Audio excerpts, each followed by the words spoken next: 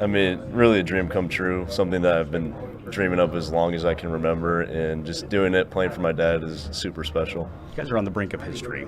How do you feel about your chances of winning the program's first game of the tournament? Yeah, I mean, it'd just be such a great feeling to get that one off of the whole entire fan base's back, and just feel super grateful to have the opportunity. And we know we have a tough challenge ahead, but we feel confident we can do it. Yeah, what is the confidence level like, especially now you've had a few days to learn about A&M and see how you guys stack up with the Aggies?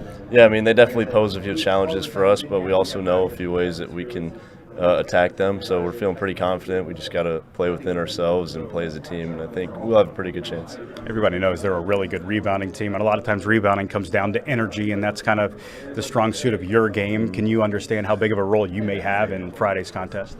Yeah, I mean, I'm going to try to bring the same thing that I bring to every single game. That's just play with 100% effort, and I know that it's going to be very helpful for us if I can grab some rebounds and just block out really well. So I'm definitely taking a lot of pride in that, and we'll hopefully do that well tomorrow. Obviously, there were some reactions with this being A&M, Trev Alberts. Has some of that worn off over the past 4 or 5 days? Yeah, I'd say it's definitely worn off. The initial reaction was definitely thinking more about that, but now we're just so focused on the basketball team, and we're just preparing as best as we can for them. New AD was announced yesterday. Do you guys know much about Troy Dannon, or were you guys so insulated on what you're trying to accomplish that you can't really give that a whole lot of thought? Yeah, I just saw a few posts about it. I don't know him personally, but I've heard some great things, so probably get more into that once we get back. Your dad said he's a little bit of a basketball guy. Yeah, that's what I heard. I heard that he ref for him back in high school, so that's pretty cool. I'm going to ask him about that. I still haven't yet, though. Right.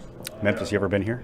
First time. Yeah. You going to get some barbecue while you're here and listen to some music, or are you guys going to be too focused on basketball? Right now we're too focused. Maybe if we get that win, I'll check that stuff out on Saturday. Right. All right, I have to ask you about the headband. Jamarcus shared the story with him. He put it on about 7 games ago, and things kind of flipped on the court for him. So you guys are part of the headband boys here, huh? Yeah, I actually started in high school. I grew out my hair a bit longer. It was before moving to Lincoln, and I wore a headband that summer for AU because I couldn't stand moving the hair out of my face. So it was more of like a tactical thing for me, but me and my brother both wore them, and we kind of stuck with it. And he's like, you got to wear it in college too. So I've just stuck with it, and it just feels right for me now. So your team headband for Jamarcus too, huh? You Yeah, probably had a little bit of an influence on that? I'm team headband for everything. After that game, I was like, got to wear it now. And I got Casey to do it too, so I'm trying to get as many people as possible to jump on board. Sam, what do you make of everybody learning about Casey? You know, it's like a lot of folks didn't know about his ability and what he brings to the table and the emotion he plays with. You guys have known that, but now his star is starting to shine a little bit brighter. What do you say to all the people that are kind of jumping on the Casey Tominaga bandwagon? I mean, I knew it was coming. He just needed the national stage to get it, and it's been really cool to see that he's finally got that.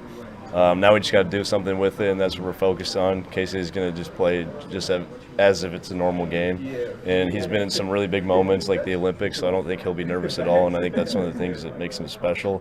So I think he really is cut out for these type of tournaments, and hopefully he can play really well tomorrow. You guys lean on Juwan at all? The fact that he's one of the veteran voices in your locker room, but he's also playing in the tournament.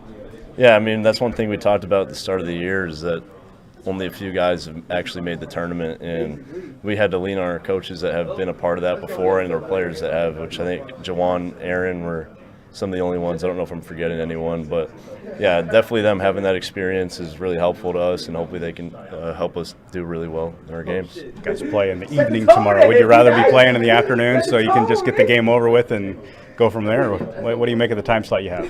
I'm a basketball junkie, so I love sitting and watching it, especially March Madness is my favorite time of the year. So I'm kind of happy we get to watch a bit, we get to watch today's games, and then hopefully can take our minds off of it a little bit, and then we'll get real locked in before game time. Yeah, of course.